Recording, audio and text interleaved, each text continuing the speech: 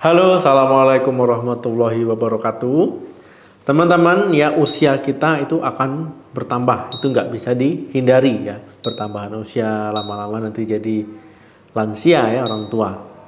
Nah, saat menjadi tua, itu bukan hanya penampilan kita saja yang berubah, ya rambut kita memutih, kulit kita jadi berkeriput ataupun berkerut, ya itu juga terjadi perubahan pada organ-organ tubuh yang lain termasuk juga bagian otak. Ya terjadi penurunan fungsi otak. Penurunan fungsi otak ya terjadi perlahan-lahan. Itu akan terjadi ya sejak usia 40 tahunan ya karena berbagai alasan. Orang bilangnya ya mulai pikun lah, mulai lupa-lupa. Jadi kita akan membahas cara cegah penurunan fungsi otak pada lansia.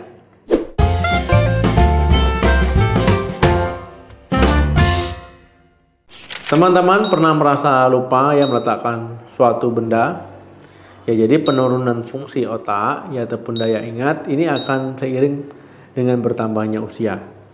Pada lansia ya performa otak dalam proses berpikir akan menjadi lebih lambat. Artinya kemampuan otak untuk mengolah informasi, kecepatan otak untuk memproses informasi, mengambil keputusan, mengingat, berimajinasi, dan berbagai aktivitas otak lain tidak bisa dilakukan secepat dulu. Jadi memang ada perubahan.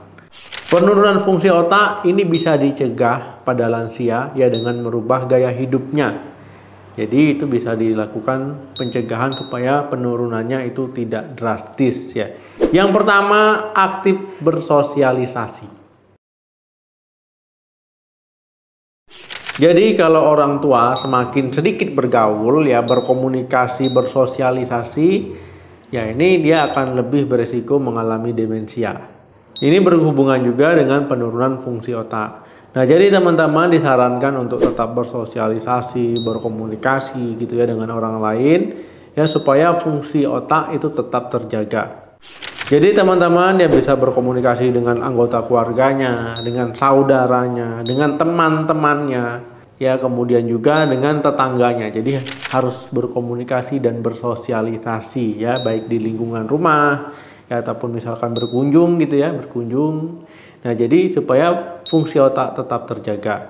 Ataupun teman-teman berkenalan dengan orang baru, ya itu juga akan lebih bagus. Dengan kegiatan itu, teman-teman memungkinkan untuk terhindar dari penurunan fungsi otak. Karena kegiatan tersebut yang membantu menstimulasi pikiran teman-teman. Dan juga menguji kemampuan lansia untuk menjalin komunikasi dengan orang lain. 2. Tetap olahraga.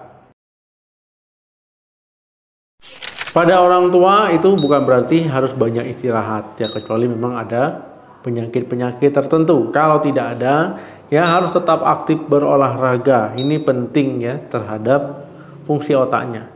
Ketika teman-teman rutin melakukan aktivitas sehat ya ini dapat meningkatkan kemampuan kognitif ya dengan meningkatkan suasana hati, mengurangi stres. Nah, jadi ya itu mencegah penurunan fungsi kognitif otak. Olahraga yang dipilih nggak usah yang ekstrim-ekstrim, yang berat-berat, cukup ringan-ringan saja, disesuaikan dengan kemampuan teman-teman di rumah.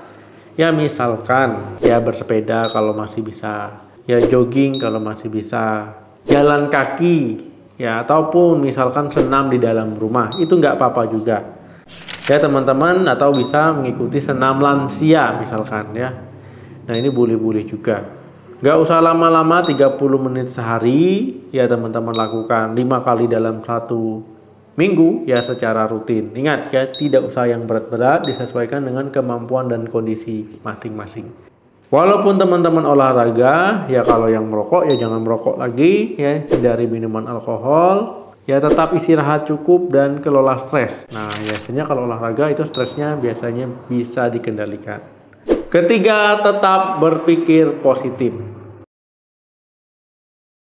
Teman-teman ya harus tetap berpikir positif, ya jangan panik, jangan stres karena itu akan mengganggu kognitif otak. Ya jadi teman-teman ya sebisa mungkin untuk jangan panik, jangan stres, ya harus dikelola stresnya ya dengan cara yang benar. Kalau teman-teman terus-terusan stres ya ataupun pikirannya tidak positif, ya ini akan mengganggu proses mengingat teman-teman dan juga kemampuan teman-teman untuk belajar. Nah, itulah tadi ya sebelumnya saya sarankan untuk olahraga ya, ataupun teman-teman melakukan kegiatan yang menyenangkan lainnya, misalkan yang punya hobi mancing-mancing ya, yang hobi misalkan berkebun, ya menanam, ya bertanam, cocok tanam. Intinya tetap bersenang-senang. Nah, kalau teman-teman ya misalkan stresnya tidak bisa dikendalikan, ya tidak ada salahnya berkonsultasi ke dokter. Ya, jadi stres yang berlanjut-lanjut terus-menerus itu nggak bagus. Keempat, konsumsi makanan sehat. Selain aktivitas yang saya sarankan tadi, ya makanan ini juga berperan penting ya terhadap fungsi otak teman-teman. Jadi teman-teman ya tetap disarankan mengkonsumsi makanan dengan karbohidrat kompleks, ya lemak sehat, ya jangan teman-teman makan makanan yang tinggi kolesterol malah ya, itu nggak boleh. Ya kemudian teman-teman tetap cukupi asupan proteinnya dan jangan lupa konsumsi sayur dan buah-buahan ya untuk mencukupi vitamin dan mineral teman-teman. Kelima, tetap belajar.